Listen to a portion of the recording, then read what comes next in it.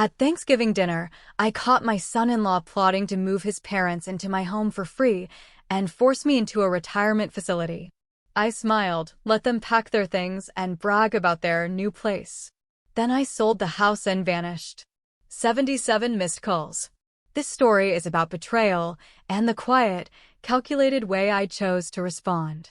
It's about the moment you realize the people you love see you as nothing more than an inconvenience, an asset to be managed and then discarded. And it's about how I decided I wouldn't just lie down and let it happen. The scent of sage and roasting turkey usually filled my kitchen with warmth, the promise of family. That Thanksgiving, as November rain streaked my Ballard windows, it felt different.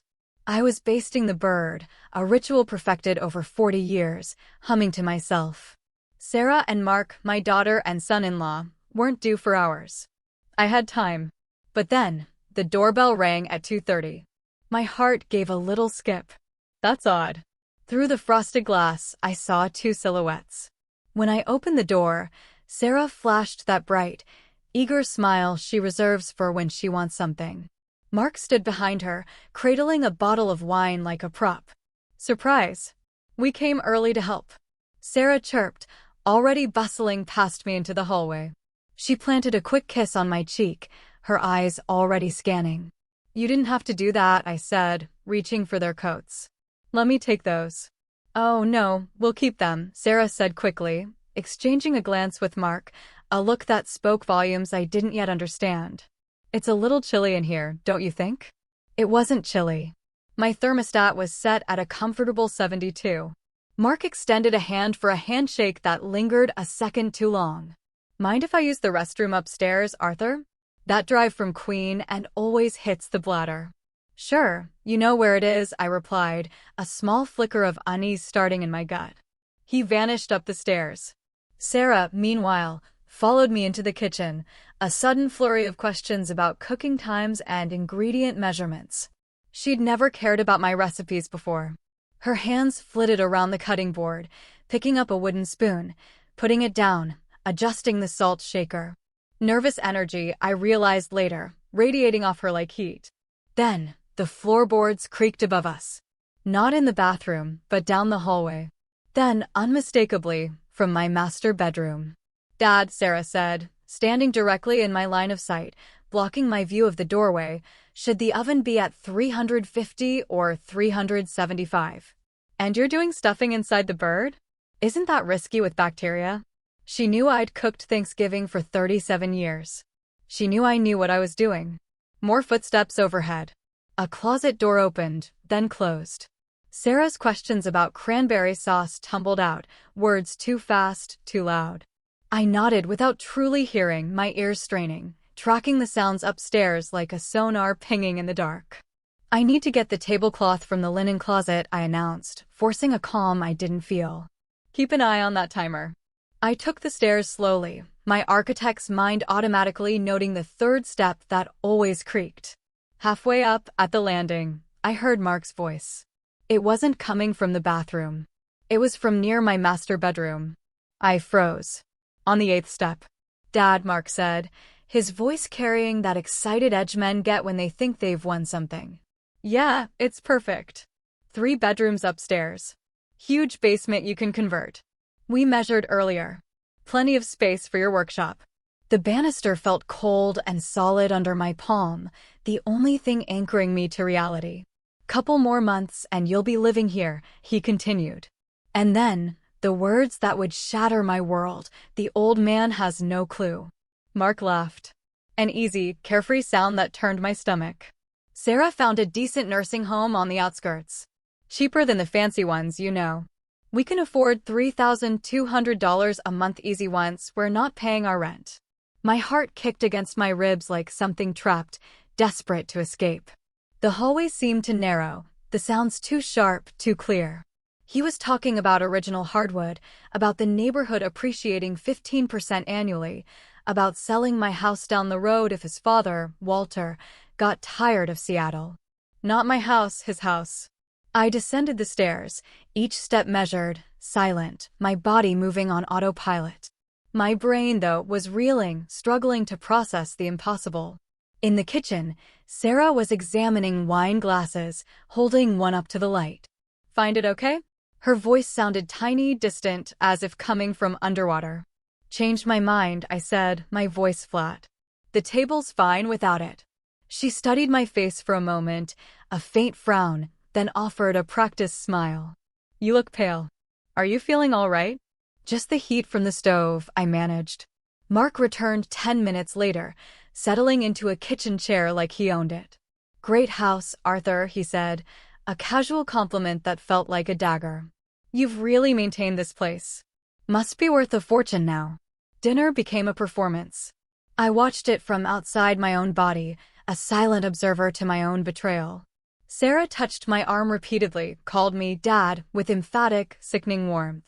She expressed concern about me managing this big house alone. Every gesture felt rehearsed. Mark chimed in, complimenting the crown molding, the updated kitchen, the way the dining room caught the afternoon light. He spoke about my home like an appraiser, coldly cataloging its value. "You ever think about simplifying?" Sarah asked, cutting her turkey into precise squares. "Something smaller, easier. There are wonderful communities for active seniors now." She paused, then added, with fake sweetness, "Well, you know, Mark and I are always here if you need anything.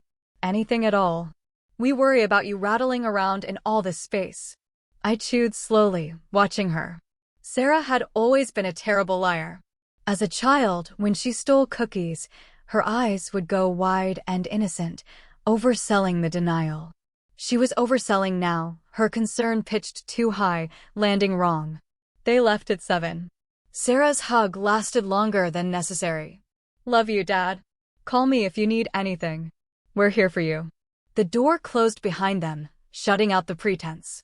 I stood in the hallway, listening to their car start, pull away, disappear into the rain-soaked evening. Then I walked through each room they'd surveyed, seeing it through their avaricious eyes. The living room, with furniture they'd already mentally replaced. The master bedroom, converted into Walter's space. The basement, claimed for Mark's workshop. I sat at the dining table, surrounded by dishes and half-empty wine glasses. The turkey carcass, a stripped and abandoned archaeological find. Outside, darkness pressed against the windows. I didn't sleep that night. Couldn't. Every time I closed my eyes, I heard Mark's voice. "The old man has no clue." And Sarah's echoing laugh. Morning found me still at the kitchen table, in yesterday's clothes, a mug of coffee long gone cold. I'd watched night fade through the window like a slow exposure photograph. My mind cycled through disbelief, hurt, rage, and finally, somewhere colder, clearer. On the shelf above the sink, a framed photo. Sarah at 8, gap-toothed and grinning, holding up a drawing of our house. I remembered that day. I remembered everything. Raising her alone after Eleanor died. Working double shifts. Paying for Berkeley. The down payment on her first car. Co-signing her apartment lease. My chest felt tight, but my hands had stopped shaking somewhere around dawn. The phone calls started immediately. Friday afternoon, Sarah's name on the screen. "Just checking in. You sounded tired yesterday." I responded with measured vagueness. Sunday evening, another call. "Dad, I was talking to Mark about retirement communities. They're really nice now." Tuesday, a friend whose father loved assisted living. Each conversation a variation of the same script, gentle pressure disguised as concern. I kept my responses neutral, giving nothing away. They were laying groundwork, preparing me to accept the inevitable, making me believe it was my own idea. I didn't use my computer at home. Instead, I drove to the public library on Market Street, found a quiet corner terminal. For 3 days, I researched Washington state property law. Page after page of statutes, case precedents. My notebook filled with an architect's precise, measured handwriting. Sole ownership. Complete authority. No cosigners, no joint tenancy, no claims from adult children. The house was mine. Title clear. I could sell it tomorrow. I learned about quick sales and cash buyers, about how the Ballard market favored sellers, with properties moving in days. On Thursday, I made an appointment with an attorney, David Rothstein, found through the Bar Association. No personal connections, no one who knew my family. His office on the 14th floor was all glass and polished wood. He was mid-50s, silver hair, eyes that had seen every family dispute imaginable. "Mr. Perkins," he said, shaking my hand, gesturing to a leather chair. "You mentioned property questions." I opened my notebook. "My house is in my name only. Can I sell it without informing my daughter? Is she a co-owner?" "No," he said, leaning back, fingers steepled. "Then yes, absolutely. You have complete legal authority. Adult children have no claim on a parent's property unless they're on the title." How quickly could a sale happen? He outlined the timeline: market evaluation, finding a buyer, closing. Faster with cash buyers. "If someone is living in the house when I sell, what's the eviction process?" His eyebrows rose slightly. "Even non-paying occupants require 30-day written notice. But if you sell before anyone moves in, it's the new owner's property. Much cleaner." "Can they stop the sale?"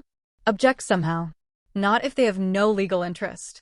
"They can be unhappy, Mr. Perkins." "But unhappiness isn't a legal standing."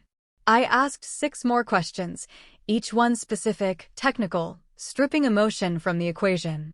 This was blueprint work now, specification and sequence. He answered everything precisely, citing statutes. I copied it all. Back home, I cleared the dining room table and spread out graph paper. At the top, in capital letters, I wrote, "Project Timeline. Phase 1. Play the victim. Appear to weaken. Let them believe their campaign is working. Duration: 2 weeks. Phase 2. Legal preparation. Stealth mode. Get market evaluation, find buyer, prepare documentation. Duration: 3 to 4 weeks. Phase 3. Execute sale. Sign papers, accept payment, transfer title. Duration: 1 week. Phase 4. Inform them. The day before closing. 30-day notice to vacate. Duration: instantaneous. Phase 5. Vanish. New city, new start. Let them scramble. Duration: permanent. I drew boxes around each phase, connecting them with arrows, adding notes about complications.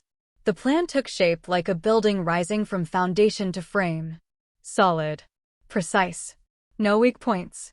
They wanted me erased, warehoused, forgotten in some budget nursing home while they lived in the house I'd built a life in. They wanted to strip me of dignity, of independence, like I was already dead, just taking up space. Instead, I would erase their dream. Let them taste that nursing home budget when they were scrambling for rent money. Their fantasy house sold out from under their grasping hands. I sat back, studying the blueprint of my revenge, every angle covered, every timing calculated. It was elegant in its simplicity, brutal in its efficiency. Outside, December rain tapped against the windows like applause. I folded the graph paper, locked it in my desk drawer, and went to make fresh coffee. This time, I'd drink it hot. 2 weeks before Christmas, I started arranging the stage. Mail piled strategically on the kitchen counter, some opened, most not. Christmas decorations stayed in their basement boxes, except for a single strand of lights I half-heartedly draped across the mantel. The tree, which I'd put up every year since Sarah was born, remained in storage. I wanted them to see a man overwhelmed, slipping, losing his grip. Christmas Day, they arrived at 2. I made sure to be halfway up the stairs when the doorbell rang, moving slowly, gripping the banister. "Dad, let me get that." Sarah rushed past me, concern painted thick across her face. At dinner, I paused mid-sentence, my eyes unfocused. What was I saying? "The roast, Dad. You were talking about the cooking time, right?" I touched my lower back as I stood to clear plates, releasing a small sigh that carried across the quiet dining room. During coffee, I mentioned the furnace, that rattling noise, the $400 repair guy charged just to look at it. "And the stairs seem steeper lately. Takes me twice as long to get upstairs now." Sarah and Mark exchanged a look. Quick. Loaded. Triumphant. I caught it through my peripheral vision, stirring sugar into my cup. After dessert, Mark leaned back, feigning casualness. "Arthur, Sarah, and I have been thinking. Maybe it's time to consider your options. There are wonderful communities for active seniors. Less maintenance, more social interaction. You deserve easier living." Sarah touched my arm. We just worry about you in this big house, Dad. Alone. It's a lot of responsibility. I let silence stretch, appearing to consider. I looked around the dining room, at the high ceilings, the stairs visible through the doorway. I hadn't thought about it seriously, I said finally. But maybe you're right. This house is a lot for one person. I'll consider it. Their eyes brightened. Sarah squeezed my hand. Mark nodded, satisfaction poorly disguised as sympathy. They left an hour later. I watched their car disappear, knowing they were already making plans. January arrived with gray Seattle drizzle. I met Margaret Chin, my real estate agent, at a coffee shop. Operational security, I told myself. She was mid-40s, expensive coat, the kind of competence that comes from 2 decades in real estate. Mr. Perkins, she said, sliding into the booth. You mentioned needing discretion. I pushed a folder across the table, property details, maintenance records. I need a market evaluation, but I'm not ready for my family to know yet. She didn't ask why. She was professional enough to know it wasn't her business. She estimated my house at $850,000, possibly higher. We can list it as coming soon. Preliminary marketing, no public visibility. I signed the preliminary listing agreement right there. Nothing public yet. Nothing they could discover. Over the next 3 weeks, I made trips to a storage facility in Georgetown. Climate-controlled, anonymous. Each visit, I carried boxes from the house, vintage watches my father collected, important documents, photo albums spanning 40 years. The irreplaceable things. Every item removed was something they couldn't claim, couldn't touch, couldn't sell to furnish their new life in my house. I listed furniture online through anonymous accounts, antique desk, cash only. Dining room chairs. Guest bedroom set. I told buyers I was downsizing for retirement. Scheduled pickups when Sarah was at work. Each piece sold was an asset stripped from their future inventory. In late January, I returned to David Rothstein's office with Margaret's sale documents. He reviewed them. Everything solid, he said. As sole owner, you control the entire process. Once you sell, they have 30 days maximum to vacate. If they're living there, they cannot stop the sale. He looked at me over his glasses. Mr. Perkins, you have all the power here. The law is entirely on your side. I left his office with the sun breaking through January clouds. Every step verified. Every angle covered. Back home, I walked through rooms that looked subtly different now. Empty shelves where my father's watch collection once sat. The house felt lighter, stripped of weight, ready for what came next. My phone buzzed. Sarah's name on the screen. Hey, Dad. Just checking in. How are you feeling? Tired, I said, but managing. Listen, I have something I want to show you. Can I stop by tomorrow morning? Sure. After she hung up, I sat holding the phone, knowing exactly what came next. The final push. Right on schedule. The brochure sat on my kitchen table like a stage prop. Sunset Gardens Senior Living Community. Glossy paper. Cheerful photos of silver-haired people playing cards and doing Tai Chi. The price, printed bold at the bottom, $3,200 per month. The same price Mark had mentioned on Thanksgiving, down to the dollar. They'd chosen this place months ago, calculated their budget based on eliminating their rent once they moved into my house. The doorbell rang. I opened it to Sarah's apologetic face. Sorry, Dad, I left my coat. Her eyes went to the table, to the brochure. Oh, did you see that? A friend whose mother lives there gave it to me. I thought you might find it interesting. I picked it up, flipped through pages. Looks nice enough. Clean. Organized. Her face brightened like a sunrise. Would you want to visit? Just to see it. No commitment. I let reluctance show in my hesitation. I suppose looking wouldn't hurt. She pulled out her phone, already texting. He's interested. Scheduling tour. The tour happened the following Tuesday. Mark drove, Sarah in the passenger seat. Me in the back, like cargo. Sunset Gardens, single-story buildings, institutional architecture disguised with landscaping. Inside, a staff member named Patricia led us through narrow hallways smelling of disinfectant and overcooked vegetables. She showed us a 250-square-foot studio apartment. A window overlooked the parking lot. Everything's included. Patricia chirped. 3 meals daily. Activities. Housekeeping. Medication management. Complete peace of mind. I asked appropriate questions. Sarah and Mark stood behind me, trying to read acceptance in my posture. In the common room, an elderly woman with clouded eyes leaned close when Patricia turned away. "Don't come here unless you have no choice," she whispered. "They control everything. When you eat, sleep, even when family can visit, you lose yourself." I nodded, almost imperceptibly, keeping my expression neutral. Back in the car, I spoke carefully. "It's adequate. I'll think about it." "Really, Dad? You'd consider it?" Sarah twisted in her seat. I said, "I'll think about it." That was enough. They exchanged a look that said everything: triumph, relief, greed, barely contained. When they dropped me home, I watched from my living room window as they celebrated in the driveway.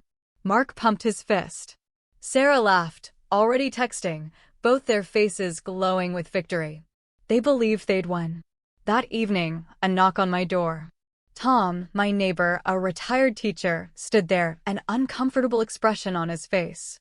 "Arthur, something odd happened Tuesday. I saw your son-in-law here with an older couple. They had keys.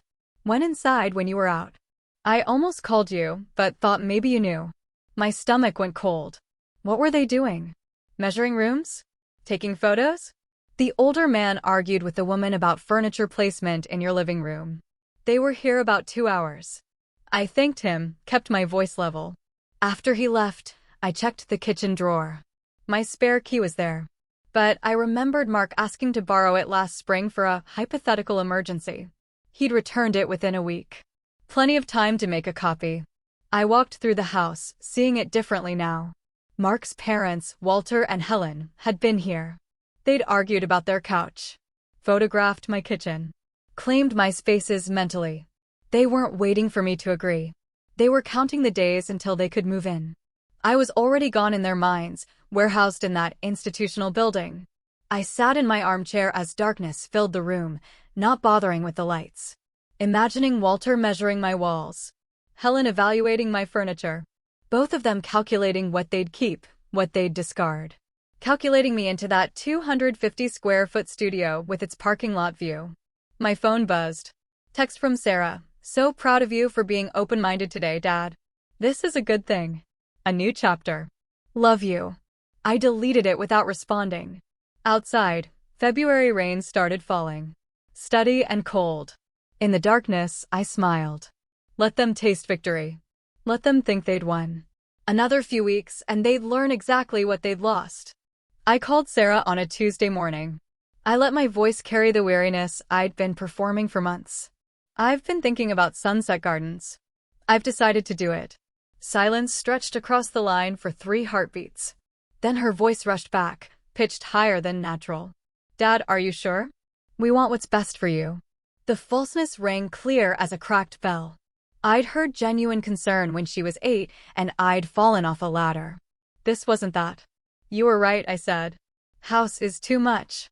Time to simplify." "Oh, Dad." She sounded like she might cry from relief, or guilt, or triumph. "Let's meet for lunch tomorrow.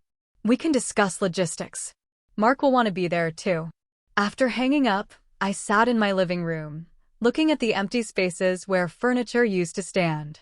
The house felt lighter now, stripped of everything that mattered. "Ready." I allowed myself a brief smile. The restaurant was neutral territory, a chain place with predictable booths. Sarah and Mark arrived early, a folder between them, too organized for casual discussion. Mark stood to shake my hand, his grip lasting a fraction too long. "Arthur, Sarah told me about your decision. Really glad you're prioritizing your well-being." After we ordered, Mark opened the folder with theatrical precision. "So, we've been thinking." He pulled out a document, official-looking. "While you're settling into Sunset Gardens, Sarah and I could stay at the house, maintain it, handle any repairs. We drafted this simple agreement, just temporary, to make everything official." I took the document. Temporary residence agreement, in bold letters. Language about maintenance, utility payments, duration until permanent arrangements were finalized. Mark's cheap lawyer had done a cosmetic job on a legally meaningless piece of paper. What about the house long term? I asked. Sarah reached across the table, touched my hand. We can figure that out later, Dad. One step at a time. Right now, let's just get you settled and comfortable. I read the agreement again, running my finger along the text, asking a few minor questions. Finally, I pulled out my pen. My hand trembled slightly, a calculated tremor, suggesting emotional difficulty rather than strategic manipulation. I handed the pen back to Mark, who couldn't quite hide the satisfied curve of his mouth. That would really help, I said quietly. I was worried about leaving it empty. You're both so thoughtful. Thank you. Across town, in a cramped 2-bedroom apartment they'd rented for 12 years, Walter and Helen were having different conversations. Walter sat at their kitchen table, a legal pad filled with lists. First thing, we rip out that old carpet. Hardwood underneath, probably needs refinishing, but it'll look incredible. Helen was on the phone with a friend, her voice bright with excitement. Yes, finally Mark came through. Beautiful house in Ballard. We're moving in April. Walter scribbled numbers. Once things settle, we take a home equity line. $230,000. New kitchen, updated bathrooms. Property will be worth $1 million. They didn't realize they'd never own the property. They were planning renovations to a house they'd occupy for exactly 10 days. I met Margaret Chin at the coffee shop again. I have buyers, she said, sliding papers across the table. Young couple, software engineers. Love the location. Want to close fast, $835,000, all cash. I reviewed the offer.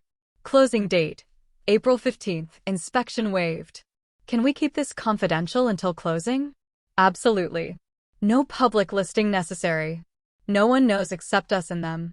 Your family won't discover anything until the deed transfers. I signed the acceptance that afternoon, sitting in a coffee shop while my daughter and son-in-law were discussing which furniture they'd move into my house. The following week, David Rothstein confirmed the timeline. Once the sale closes April 15th, you serve them notice. They have 30 days to vacate. If they refuse, you file for unlawful detainer. Sheriff handles the eviction. What if they try to fight it? He smiled thinly. With what standing? That residence agreement Mark drafted? Meaningless. You were never obligated to give them permanent possession. He leaned back. Mr. Perkins, you're completely protected. They have no legal recourse whatsoever. I left his office with a folder containing everything: sale contract, eviction notice template, sheriff contact information, timeline. Every contingency covered. I walked to my car, footsteps echoing in the parking garage. Above me, Seattle's gray sky pressed down, promising rain. I thought about Walter and Helen making renovation lists. About Mark hosting imaginary housewarming parties. About Sarah convincing herself she'd done the right thing. They wanted me warehoused, forgotten, erased.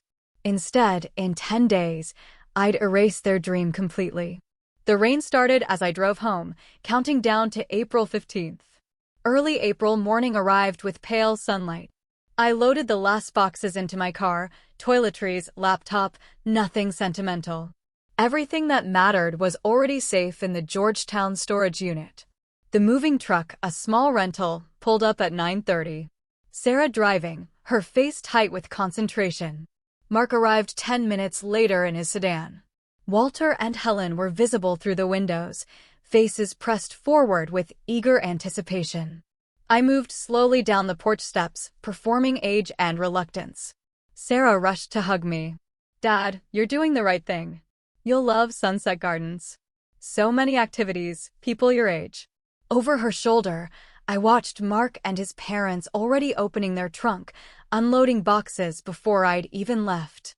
Walter caught my eye, a smile that might have been pity or satisfaction. Helen waved, her expression saying she'd won. The house is in good hands, I said. A loaded statement. They heard gratitude. I meant irony. I drove away slowly, checking my rearview mirror. Before my car reached the corner, Walter was hauling a floor lamp toward the front door. Helen directed furniture placement from the porch. Mark stood, hands on his hips, surveying his conquered territory. I didn't drive to Sunset Gardens. I turned south, towards Columbia City. My rented apartment there was nothing special. Furnished one bedroom, temporary headquarters. Unpacked quickly, set up my command center on the kitchen table, legal folder, Margaret's card, attorney's info, calendar with April 15th circled in red. From the window, I could see downtown Seattle's skyline, a distant symbol of how far I'd come from that Ballard house. Back in Ballard, Walter was rearranging furniture. "This couch needs to go," he told Helen, shoving my 40-year-old sofa. "We'll get something better, modern."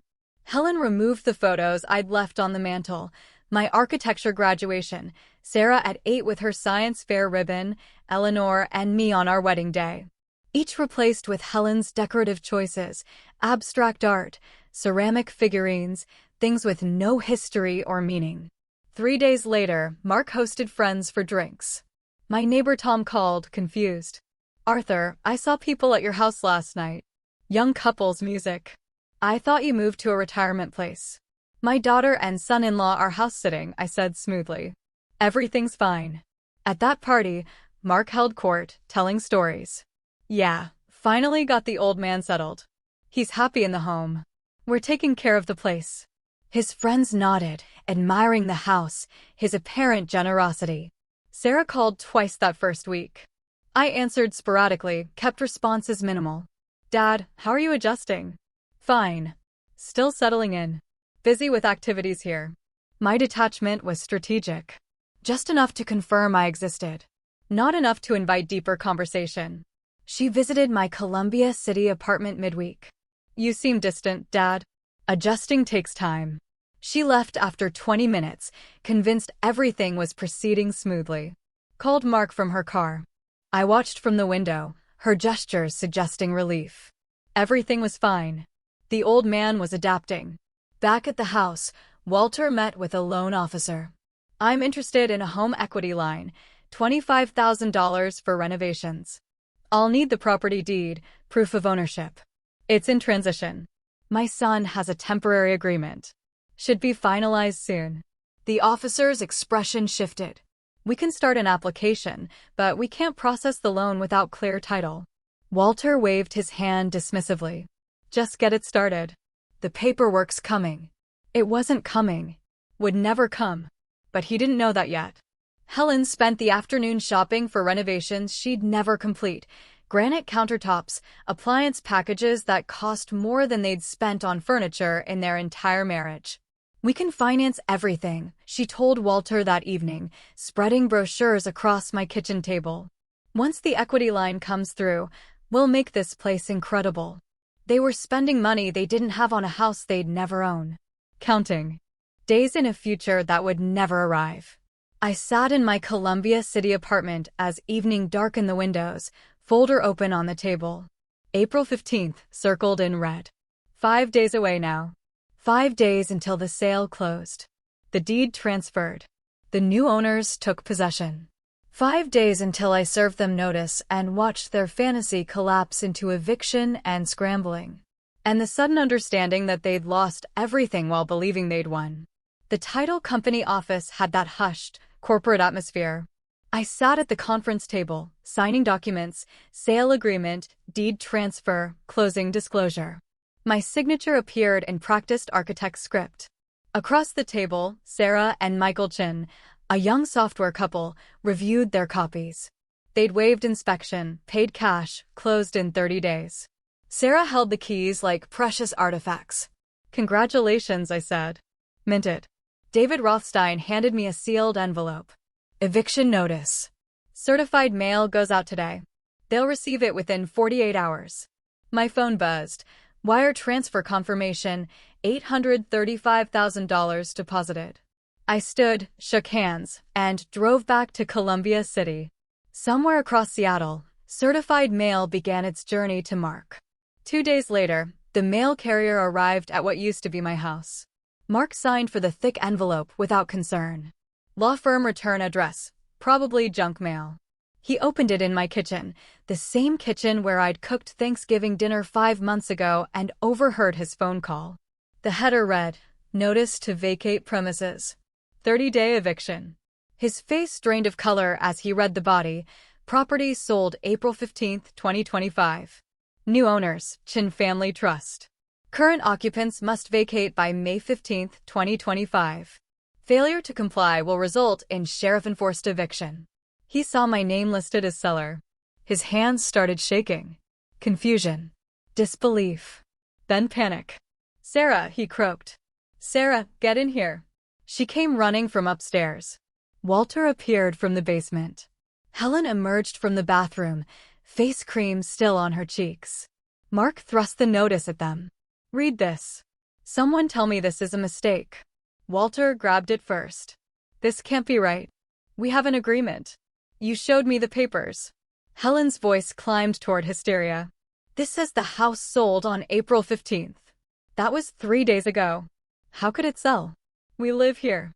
Mark was already dialing my number. It rang 4 times, went to voicemail. Again. Voicemail. 10 times in 5 minutes, each call unanswered, each ring twisting the knife deeper. He called Sarah's cell, even though she stood right next to him. "Get home now. We have a problem. A serious problem. The house. Your father sold the house. I'm standing right here." Sarah cried. "Then we need to fix this now. Right now." His voice had taken on the edge people get when reality stops making sense. Walter scanned the notice again. "Call your lawyer. He'll explain this mistake." But Mark was already grabbing his keys. "I'm going to Sunset Gardens. He's there. He has to explain this." The drive took 30 minutes. He burst through Sunset Gardens' entrance, rushed to reception. "I need to see Arthur Perkins. Family emergency. It's urgent." The woman at the desk checked her computer. Checked again. "I'm sorry, sir. We don't have a resident by that name." Check again. He moved in early April.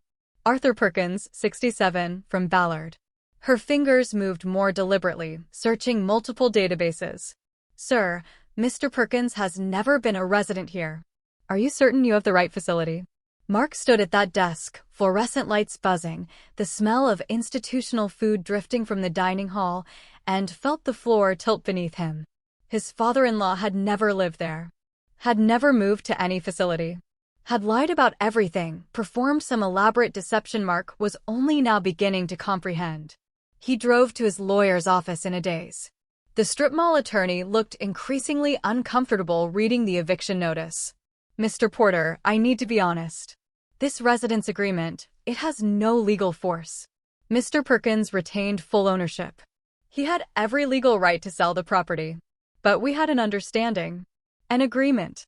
The papers granted you temporary residence. Nothing more. As sole owner, Mr. Perkins could sell any time without notifying you." The lawyer's discomfort was palpable. "The eviction notice is completely legal. You have 30 days to vacate. Can we fight this?" Mark demanded. "Fight what?" "His legal right to sell his own property." The lawyer shook his head. "You'd need a written contract transferring ownership, or credible witnesses to an oral agreement, or proof of fraud. You have none of those things. Any motion I file would be dismissed immediately." Mark drove back to Ballard in silence. In the house that wasn't theirs, had never been theirs, Walter was calling moving companies. Helen sat on the couch crying. Sarah stared at her phone, trying to process what her father had done. "We have 30 days, Mark said flatly. "Start packing." Outside, rain began falling again. The house they'd mentally claimed, renovated in their minds, celebrated with friends, fought for, and believed was finally theirs. All of it dissolving like smoke. My phone filled with increasingly desperate messages. I didn't answer. Didn't need to. The eviction notice said everything. May 15th, 30 days. Then sheriff-enforced removal if necessary. I made dinner, pasta with a simple sauce, ate at the kitchen table with my folder of legal documents open beside me. Everything proceeding exactly as planned. No surprises, no complications. The attorney's office smelled like old carpet and desperation. Sarah and Mark sat across from a lawyer whose rates were slightly higher than the first. "You're claiming an oral promise to transfer the property?" Sarah leaned forward, hands clasped tight. "He's my father. He agreed we could live there. We helped him. arranged his move to assisted living. The lawyer reviewed their documents, pulled up deed records, studied everything in silence for 3 minutes that felt like 30. Miss Perkins, Mr. Porter, I understand your frustration, but legally, you have no case. He set the papers down with finality. No written transfer agreement. No witnesses to oral promises. No evidence of coercion or fraud. The property was his to sell. You were occupants without ownership rights. File something, Mark demanded. Emotion and injunction. Whatever delays this. I can file a motion to stay the eviction, but it will be denied. The court will see clear ownership, legal sale, proper notice. You'll spend money and lose anyway. File it. The lawyer nodded slowly. Your money, but don't say I didn't warn you. They left 20 minutes later, $500 per, no closer to a solution. My phone filled with voicemails. Walter's voice evolved over 48 hours from confused to furious to threatening.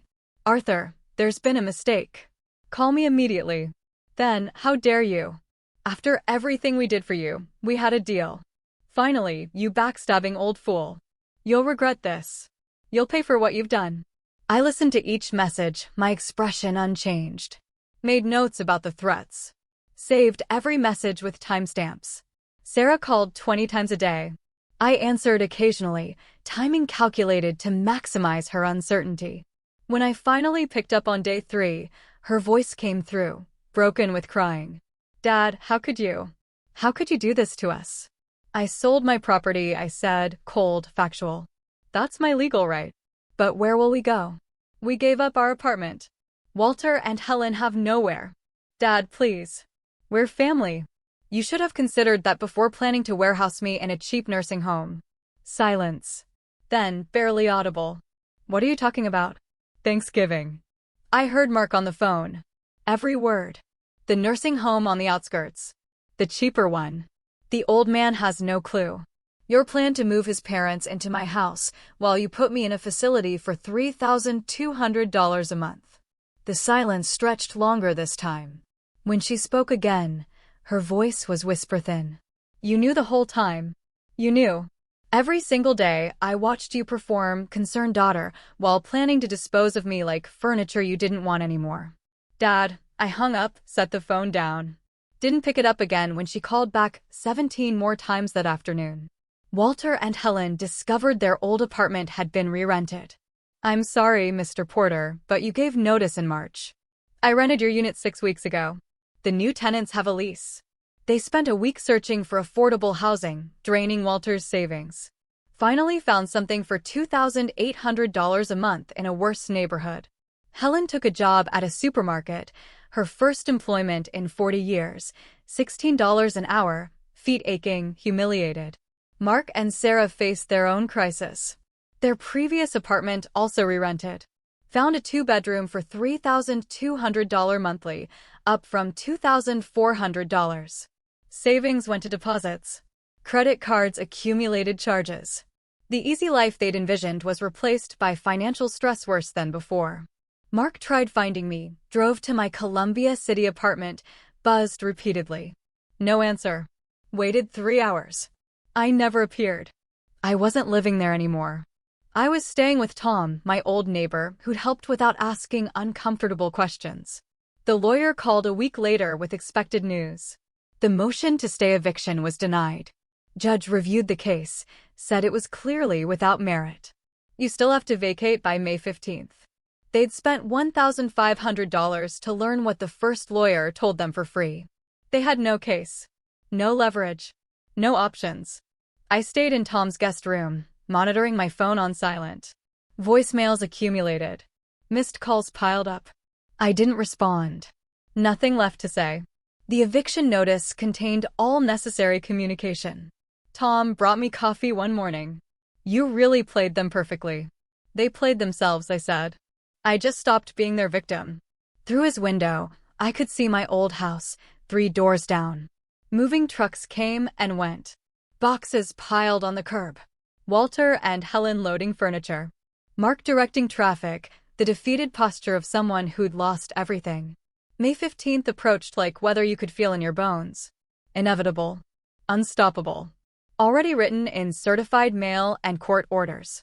They'd wanted my house, my life, my future. Wanted to erase me and step into the space I'd built. Instead, they got 30 days in a borrowed house, scrambling for apartments they couldn't afford, returning to financial stress worse than before, learning exactly what it felt like to lose everything you'd counted on. I watched them pack through Tom's window, felt nothing but cold satisfaction that the plan had worked exactly as designed. June arrived with bills spread across Sarah's kitchen table like accusatory evidence. Rent $3,200, utilities $308, credit cards $650, car payments $890. The numbers didn't work. "We're selling the Lexus," Mark said. "Can't afford both cars plus this rent." "That's my car. My father helped me buy it." His laugh was bitter. "Your father is exactly why we're in this position." The car goes. End of discussion. Walter sat at a computer, scrolling job listings: retail associate, warehouse worker. Entry-level positions he'd have laughed at 5 months ago. 30 years selling cars, management experience. His resume looked impressive until you noticed the dates, calculated his age. He was 64, fighting unspoken discrimination. One interview, a hardware store manager half his age reviewing his application with barely concealed skepticism. "We're looking for someone with more recent experience in retail. Code for younger. Code for cheaper." Walter drove home in silence, pride shattered. Helen, exhausted and humiliated from her $16 an hour supermarket job, came home each evening, feet aching. The beautiful Ballard house she'd bragged about to friends was now an embarrassing topic. Mid-June, Sarah drafted an email to me. Wrote it, deleted it, rewrote it, trying to find the right balance between apology, appeal, accountability, and excuse. The final version: "I know you're angry. I understand now, but this was Mark's idea from the start. He convinced me it was best for everyone. I never wanted to hurt you. Please, can we talk? I'm still your daughter." That has to mean something. She sent it at midnight, stomach tight with anxiety. Checked her inbox compulsively for 3 days. On the 4th, a response. A single line: "Downtown coffee shop. Saturday, 2 p.m. The coffee shop was all exposed brick and reclaimed wood. I arrived 20 minutes early, chose a corner table with my back to the wall, ordered black coffee, and waited. Sarah arrived exactly at 2, looking diminished. Cheaper clothes, makeup less precise, hair in a simple ponytail. She slid into the seat across from me, immediately launching into a speech. "Dad, thank you for meeting me. I've missed you so much. These past months have been..." I said nothing. Just sipped my coffee. Waited. She continued, words tumbling out in a rehearsed apology mixed with justifications. "It was Mark's plan. I just went along because I thought it was right. I never meant for this to happen. We're struggling. I lost my apartment security. The apartment costs more than we can afford. Mark wants to sell my car. His parents had to move to Idaho because they couldn't make rent here." I let her finish. Set my coffee cup down with precise care. "You chose your husband over your father." My voice came out calm, surgical in its precision. "I gave you everything. Paid for Berkeley when I could barely afford it. Helped with your first car, the down payment on your wedding venue. After your mother died, I raised you alone. Worked double shifts. Made sure you had what you needed. Dad, I know, and you repaid that by planning to warehouse me in the cheapest facility you could find. While you took my home, you measured rooms for furniture. Mark's parents toured my house like they already owned it. You discussed which nursing home would be most affordable on your budget." Sarah's eyes filled with tears. "I'm sorry. I was so wrong, but we're family. Please help us. I heard every word Mark said on Thanksgiving. I knew your entire plan. I watched you perform concerned daughter while planning my disposal. I simply protected myself. But, Dad," I stood. Placed a $5 bill on the table for the coffee. "We were family. You ended that when you decided I was disposable. Learn to live with your choices." I walked out while she sat crying at the corner table, the $5 bill between them like a severance payment. Outside, summer sun warmed the sidewalk. I walked to my car without looking back. Drove toward the apartment that was temporary but sufficient. Felt nothing but finality. The consequences they were experiencing weren't my revenge. They were the natural result of their own greed colliding with reality. I'd simply refused to be their victim. Sarah sat at the table long after her tears stopped, staring at the $5 bill, understanding finally that some choices couldn't be undone. Some betrayals couldn't be forgiven. Some relationships couldn't survive what hers had done. The real estate agent handed me keys across the closing table with a professional smile. "Congratulations, Mr. Perkins. Beautiful choice. You'll love this neighborhood." It was a Fremont condo. 1 bedroom, 850 square feet. Modern construction, 9th floor, balcony facing west toward Lake Union, $420,000. Exactly half what the house sold for, leaving me $400,000, plus retirement accounts. Financial security restored on my own terms. I drove directly to the condo, let myself in. Walked through empty rooms that echoed with possibility rather than loss. The balcony was my first stop. Lake Union stretched below, sailboats cutting white trails. Downtown Seattle visible in the distance. Smaller than the house, drastically smaller, but it felt right-sized instead of empty. Moving in took a week. Minimal furniture, purchased new. A fresh start. I retrieved select items from storage, important documents, my father's watch collection, a few pieces with sentimental value. No photos of Sarah. Set up a small home office with my old drafting table. Considered part-time architectural consulting. Everything deliberate. Chosen. Mine. Not inherited. Not shared. Not threatened. Saturday morning, 2 weeks after moving in, I walked to the local farmers market. Fremont had that neighborhood feel, walkable, community-oriented. I was ordering coffee when someone called my name. "Arthur. I didn't know you were in this area now." It was Tom, my old neighbor, holding a bag of vegetables. We found a table, sat with our coffees. "How are you doing?" he asked. "We've missed you in the old neighborhood." "I'm well, Tom." Needed a change. Simpler space. He nodded, studied his coffee cup, clearly weighing something. "I hate to mention it," he said. "Finally, but I heard through the neighborhood grapevine. Your daughter and her husband are having difficulties. Financial stress, apparently. Talk of separation." He paused. "And his parents moved away. Someone said Idaho. Couldn't afford Seattle anymore." I sipped my coffee, showing no reaction. "People make their choices, Tom," I said evenly. "Sometimes those choices have consequences they didn't anticipate. That's life." We talked about tomatoes for 10 minutes. Walking back to my condo, I felt no triumph about the information, just acceptance. They'd chosen their path. They were living with the results. That evening, I checked the old phone, the one I'd given the family. Kept charged, but silenced. Hadn't looked at it in weeks. The notification light blinked. New email from Sarah. "Dad, I know you probably won't respond. Maybe you won't even read this, but I have to try one more time. Mark and I are separating. The financial pressure destroyed us. His parents left for Idaho. I have nothing left. Could you help?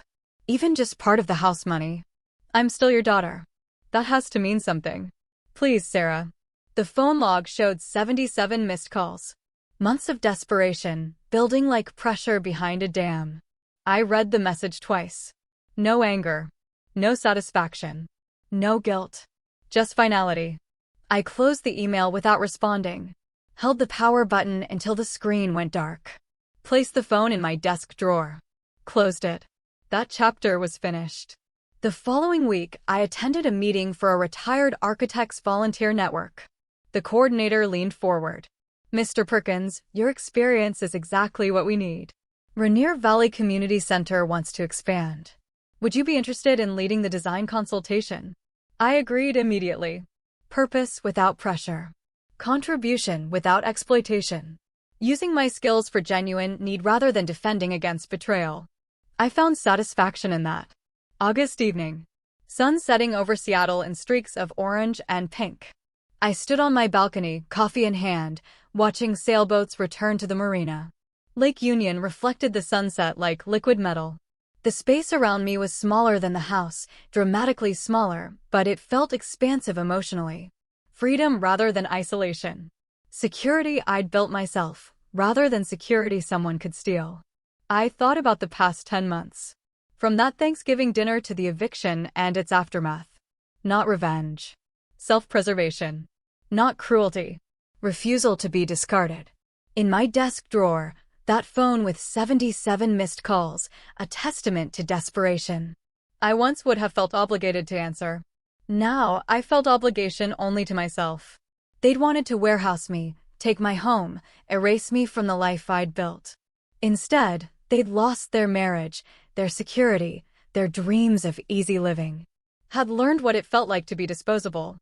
I hadn't done that to them. They'd done it to themselves. I'd simply refused to cooperate with my own erasure. I sipped my coffee, watching the sunset paint the sky in colors that would fade to darkness. I smiled. Not with cruel triumph, but quiet contentment.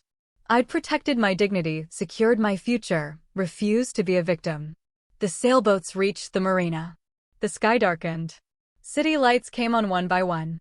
I finished my coffee, went inside, closed the balcony door behind me. Tomorrow, I'd start sketching preliminary designs for the community center. Next week, I'd explore more of Fremont, find new routines, build a life that belonged to me alone. The past was finished.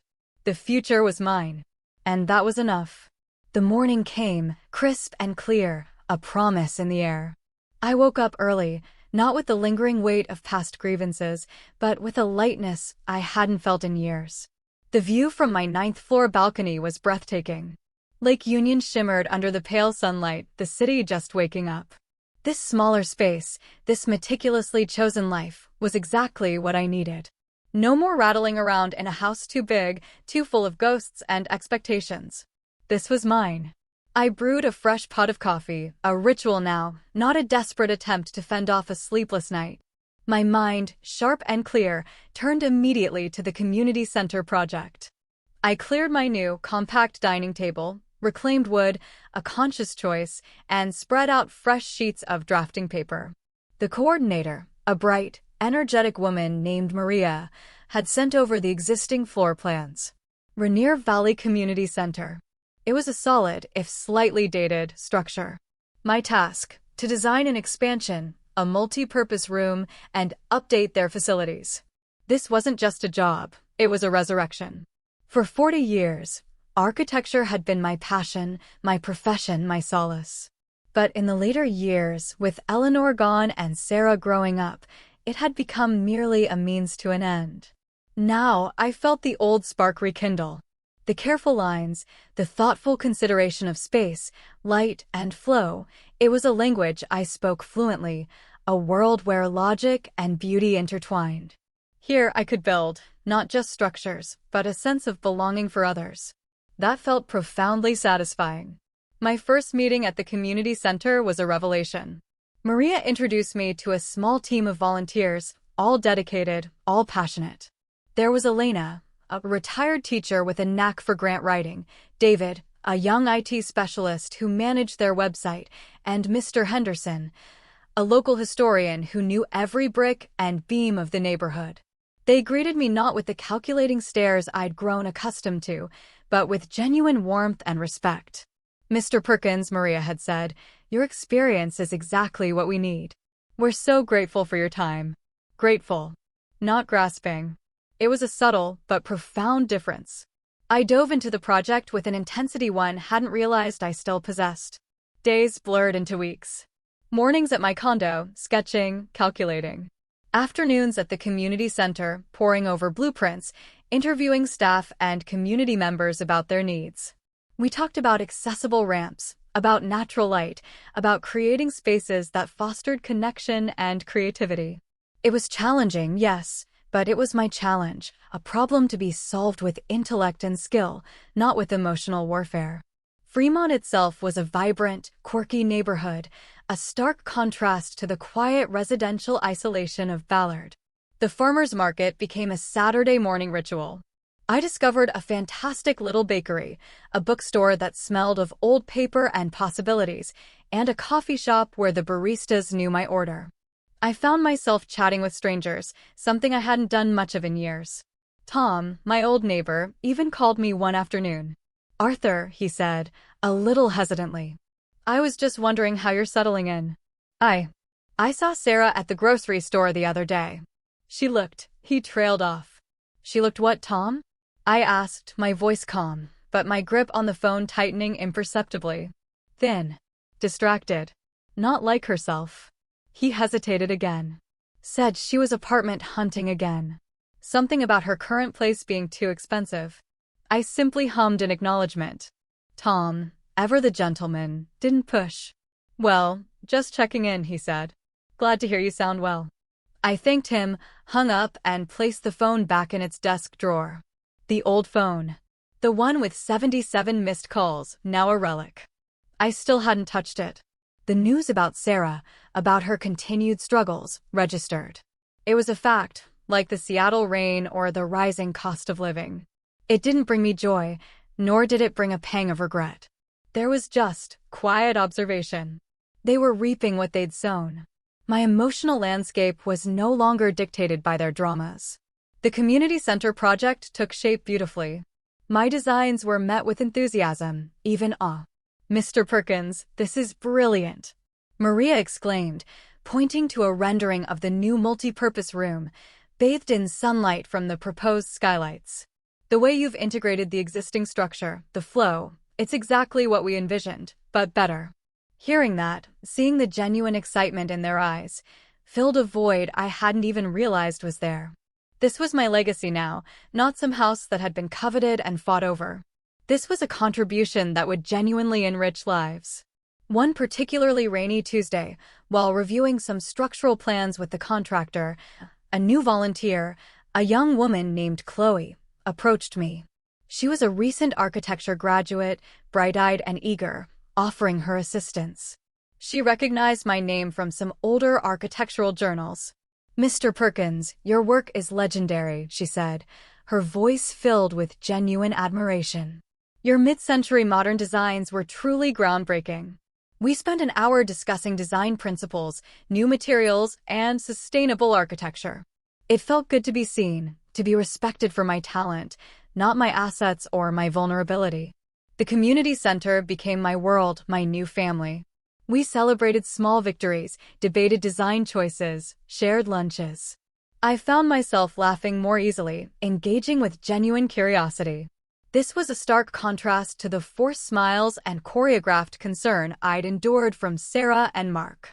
Here, there was no hidden agenda, no undercurrent of manipulation. Just shared purpose. A few months later, the groundbreaking ceremony for the new wing was scheduled. It was a modest affair, but meaningful. Local dignitaries, community leaders, and all the volunteers gathered. As Maria spoke, thanking everyone, my eyes drifted to the small crowd. And then I saw her. Sarah. Standing near the back, almost hidden behind a tall man, her gaze fixed on me. My breath hitched. It was the first time I'd seen her in person since that day at the coffee shop. She looked even thinner than Tom had described, her face etched with a weariness that went beyond physical fatigue. Her hair was still pulled back, but it looked dull, lifeless. There was no makeup, no pretense, just a raw vulnerability that struck me, not with sympathy, but with a flicker of recognition. This was what real struggle looked like, not the comfortable financial stresses she'd once imagined for me in a nursing home. Our eyes met. For a long moment, the noise of the crowd, Maria's voice, the distant city hum, it all faded. Just us. Her eyes, once so bright and calculating, now held a deep, profound sadness. And a question. A plea. How could you, and perhaps, why me? I held her gaze. I didn't flinch. I didn't offer a smile or a nod or any gesture of recognition that might invite her back into my meticulously constructed piece. I simply looked at her, conveying nothing but a quiet acknowledgement of her presence and of the chasm between us. Then I deliberately, slowly, turned my attention back to Maria, who was now motioning for me to come forward to say a few words. As I walked towards the podium, I could feel Sarah's eyes on my back. My heart pounded, but not with fear or anger. It was a powerful, almost triumphant beat. I had faced her. And I had not broken.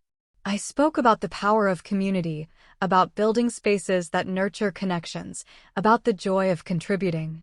My voice was steady, clear, resonant. I saw Chloe in the front row, nodding, taking notes. I saw Maria beaming. I saw Mr. Henderson wiping a tear from his eye. This was my reality. This was my chosen life. When I finished, the applause was genuine, heartfelt. I accepted it, not as a performance, but as an affirmation. Later, during the casual reception, Maria came over. "Arthur, you were wonderful. Did you see that young woman taking notes?" She was captivated. I glanced towards the back. Sarah was gone, vanished as silently as she had appeared. And I felt a strange sense of closure. Not a happy one, but a definitive one. The weeks turned into months. Construction on the community center progressed. My apartment, though smaller, felt more and more like home.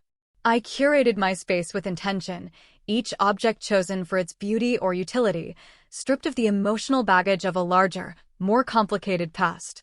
The old phone, with Sarah's ignored messages, remained in the drawer, a quiet monument to a finished chapter. I no longer even remembered the precise count of missed calls or the content of the last email. It simply didn't matter. One day, Tom called again. His voice was subdued. "Arthur, I just wanted to let you know. Mark and Sarah finalized their divorce. It was messy. Anne, Walter and Helen are really struggling. In Idaho, Helen had to take on another part-time job just to make ends meet. Walter's health isn't great." I listened, my hand resting on my drafting table. "I see," I said. They just don't understand, Arthur. They keep talking about how it's not fair. How you just cut them off. They made their choices, Tom. I made mine. I simply chose not to be a victim of theirs." "I know," he said, a sigh on his end. Sometimes it's hard to see family like that." "Family," I mused. "Is it always blood, Tom? Or is it something we build, something we choose, based on respect and genuine care?" He was quiet for a moment. "That's a good question, Arthur. A very good question." After the call, I walked to my balcony. The sun was setting, painting Lake Union in hues of orange and purple. I thought about Tom, my steadfast neighbor, who had stood by me, offered comfort, never asked for anything in return. I thought about Maria, Elena, David, Chloe, and Mr. Henderson, the people at the community center. We were building something together, a testament to shared vision and mutual respect. This was my family now. Not bound by blood, but by choice, by shared purpose, by genuine affection. I thought about the concept of forgiveness. Did I forgive Sarah? Mark? Walter? Helen? The truth was, it wasn't about forgiveness in the traditional sense, where I would absolve them and welcome them back into my life. It was about releasing myself from the burden of their actions. I didn't wish them ill, but I also had no desire to re-engage with their chaos. My peace was too precious. My new life, too vibrant. The community center project reached completion 6 months later. The opening day was a joyous occasion. The new multi-purpose room, filled with natural light, echoed with the laughter of children and the excited chatter of adults. Local artists displayed their work, musicians played, and a new seniors chess club was already in session.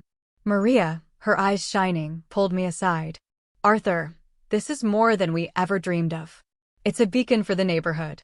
Your design, it feels like hope."